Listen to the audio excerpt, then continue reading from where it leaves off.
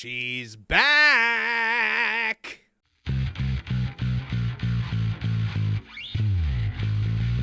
Hello, I'm Marvin, and I'm the Movie Monster. A lot of people the last few years have been wondering where Marvel went wrong. How did the studio that gave us Infinity War, Civil War, Endgame, Winter Soldier, and Guardians of the Galaxy turn into the studio that gave us Secret Invasion, The Marvels, and Agatha all along? The answer to that question is simple. Kevin Feige. Ha! Gay! He coasted off the work of talented creatives like Jon Favreau, Joss Whedon, and the Russos. These guys were the architects of the Infinity Saga, and they created something that was truly special in the world of cinema. But once the Infinity Saga was done, we were left with a Marvel universe in which the Russos moved on to their own projects. Jon Favreau moved on to Star Wars, and Joss Whedon moved on to being canceled.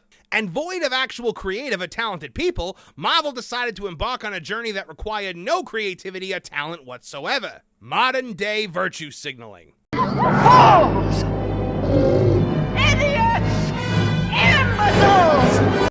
And thus, the msheu was born, a universe that was no longer interested in telling us stories about mythical heroes battling the ultimate evils of the universe. Now it was a wagging finger in our faces, reminding us all that we're scum and that gay, diverse women were better than everybody. I don't care. Feige was the grand overseer of this abominable evolution of something we all once loved, but he wasn't alone. He had a right-hand lieutenant, like the Darth Vader to his Emperor Palpatine, and that person was Victoria Alonso. She was the perfect storm of the msheu, a gay, diverse female executive who was all in on everything that Feige wanted to do. Imbeciles! Her name was everywhere, and in all the places we used to see the Russos, Favreau and company, we now saw her. I am assuming direct control. And she cut the same promo every time a mic got put in front of her mouth. Oh, how great it is that we have all this representation, gay, blah, blah, blah, woman, blah, blah, blah, person of color, etc. I don't care. She touted America Chavez as the future of Marvel, ahead of Doctor Strange Mom, and was probably best known as being the frog-mouthed wackadoodle who kept questioning loudly and proudly why the X-Men should be called the X-Men. Imbeciles! Apparently behind the scenes, her big soapbox issue was changing the name of the X-Men to the Mutants or something cringy like that. They're not X-Men because they're men. They're X-Men because they're not human. They're mutants with the X gene. This is something I'm sure was explained to Miss Alonso many, many times, on top of the X-Men being one of Marvel's most instantly recognizable properties. But, men bad. But that's not her worst offense as far as Disney is concerned. Reports are that she cornered then Disney CEO and human thumb, Bob Chapek, in his office and confronted him over the fact that the Disney company needed to challenge the Florida state government over legislation concerning LGBT talk in schools called the Parental Rights in Education Act. After a conversation that reportedly took several hours, Chapek relented. Now, Disney, a private company, challenged the Florida state government on a bill, and that kicked off a contentious public feud that saw Disney lose its self-governing special district in the Orlando area, the Reedy Creek Improvement District, which Walt Disney World sits in.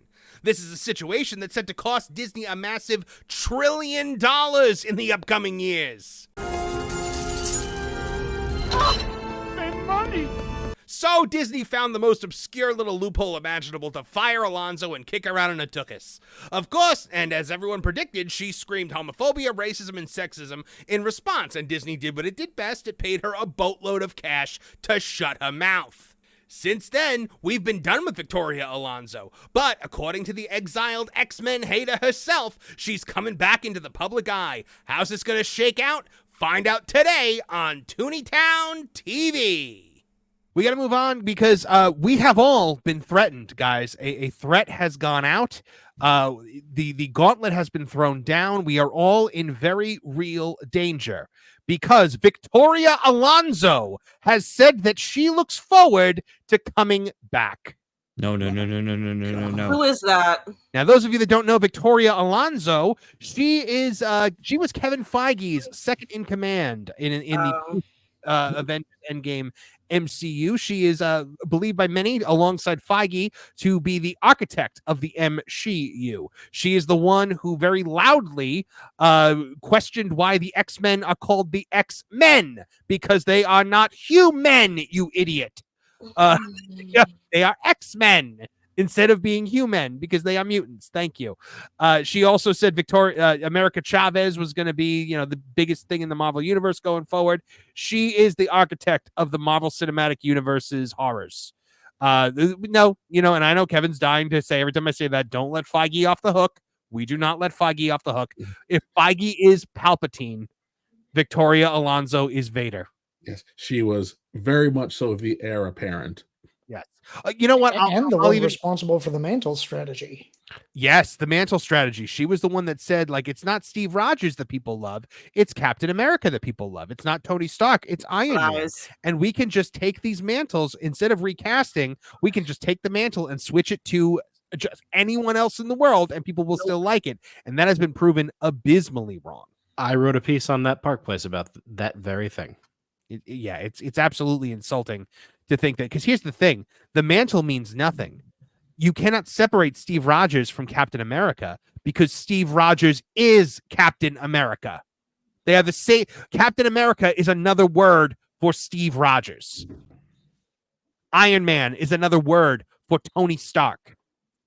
Yeah, it's the whole thing about the character. The reason we love the characters is because of their hearts. It's because they do the right thing when that's difficult. Correct. That's not about the shield or the suit or any of that stuff. It's always about the person wearing it. Mm-hmm. And that's why it's like when you see those movies, when the superhero gets depowered, it becomes more compelling because they don't have that crutch to lean on anymore. It's that they now have to deal with it as a person and persevere without all the advantages they normally have. Right. That's what makes these things great. And it's about the character, not the character's name. And if you get this right, geeks will spend decades arguing about who the best Robin is or who the best Flash is. Mm-hmm. We love doing that stuff. Yeah. Robin and Flash are probably the two biggest examples of a mantle change working. Green Lantern also. DC can do it. Marvel can't. Marvel's heroes are just so like the hero is the mantle. Like the person is the hero. DC kind of has a lot of those, Green Lantern, Flash, Robin, but those Robins. The thing is that you never got rid of Dick Grayson to make Jason Todd Robin. Dick Grayson went on to become something else, and we never lost Dick Grayson. Well, a big part of that was the strategy change when at the end of the 40s and 50s, when the Golden Age heroes lost their luster and they rebooted them. DC was very smart to not want to chuck Jay Garrick and Alan Scott out with the bathwater. They found a way to weave them in and kept everybody happy. And then the multiple Earths thing kept things really interesting. And then it's, as things tend to sometimes with comic books, get a little out of control. But it worked because DC was uniquely set up for it to work. Mm-hmm. The Green Lantern Corps, you essentially, if you're a Green Lantern, you're a cop. So you can have multiple Green Lanterns as long as people like the character. You can do it. It is weird that our sector has so many Green Lanterns. Yes. 2814 has got what, 3-4 of them? Well, we got more because we got Simon and Jessica now. There have been attempts at explaining that, but it's one of those, whatever. Earth's the center of the universe. Let's just roll with it. Oh my goodness! But when you pass the lantern from Hal to Kyle for that first time, it was because Hal became a villain, which I think was fascinating. The parallax stuff is absolutely fascinating. Mm-hmm. But so Victoria Alonso was fired. We should remember, because let's be real. Let's be real as to why she was fired. Victoria Alonso apparently walked into Bob Chapek's office when Bob Chapek was the CEO of the Walt Disney Company, before Bob Iger launched his coup and ousted him in the middle of the night on a Sunday when he was at an Elton John concert.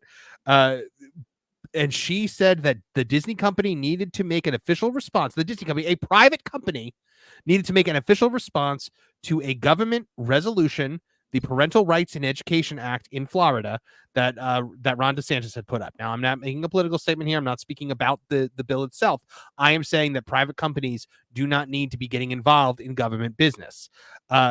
So, apparently the conversation took a long time. And then eventually she walked out and Chapek said, all right, fine, I'll do it. He went out there and he did it. And because of that, Disney lost the Reedy Creek Improvement District, which will cost Disney over the next several decades a total sum estimated of $1 trillion. And you cost a company $1 trillion, they're going to find a reason to get rid of you. And that's what they did.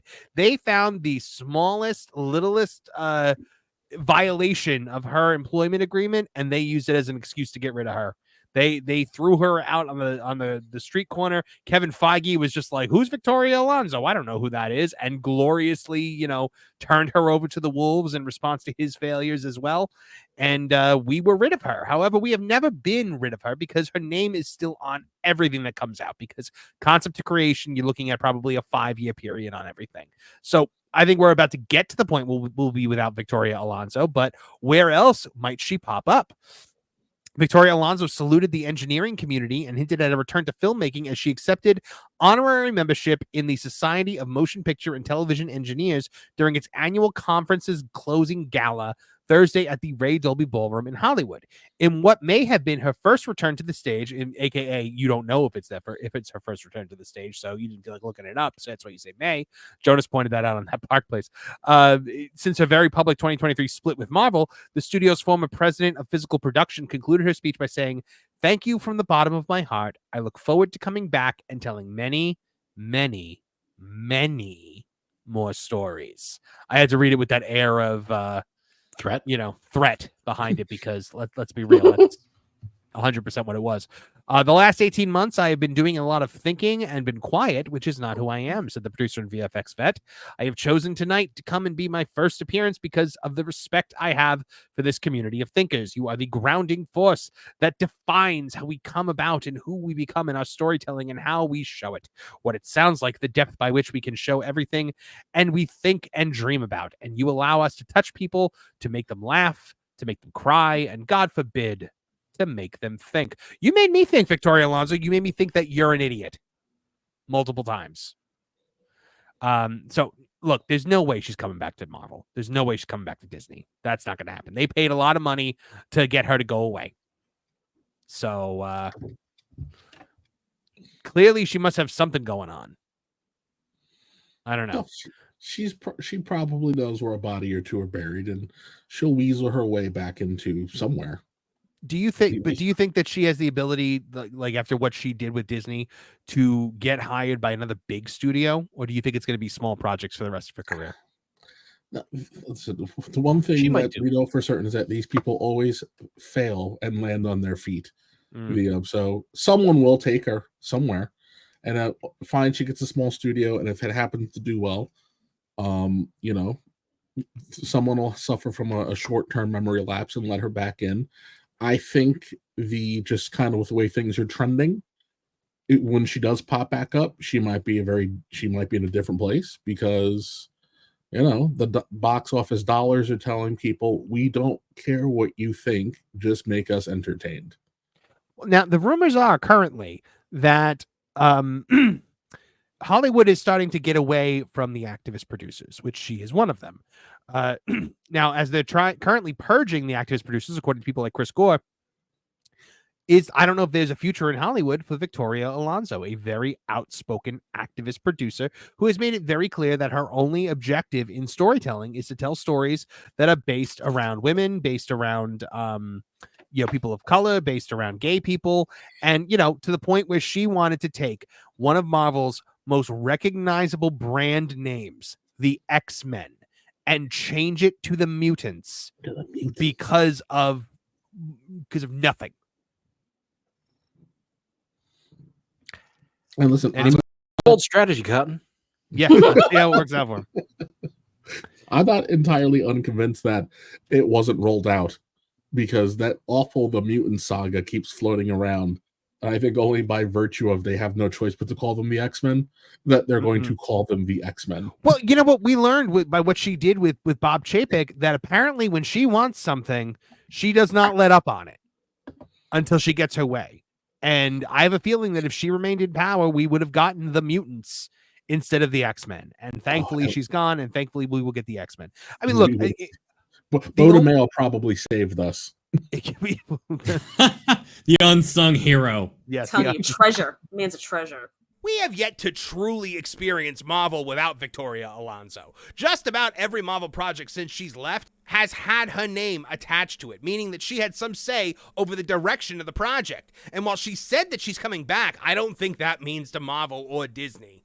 I'm pretty sure Victoria Alonso will try her hand with another studio, but which studio would give her that chance considering the way she's screwed over Disney? I mean, what studio could possibly be dumb enough to...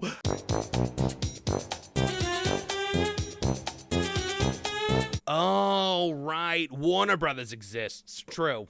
Thanks for joining us today, and a special thanks to our Tooneytown TV channel members. You guys are the ones who keep this channel moving with your generosity, and you guys, for that, get to enjoy exclusive content like Crime and Punishment, our true crime podcast, Kevin Apollo's Rants, Marv's Theme Park Breakdown, as well as exclusive live streams every Friday at 2 p.m. EST. So if you are not a member of the Tooneytown TV channel, join today. And I hope you'll join us for our live stream pop culture podcast, Tooney Talk TV, every single Thursday night at 8 p.m. EST. It's a live stream pop culture podcast where you can interact with me directly and then make your voice heard as a part of the Tooneytown community. If you liked what you saw here today, please like, share, and subscribe. Click that bell icon to get notified of new videos as they drop. From all of us here at the Tooneytown channels, I'm Marvin the Movie Monster.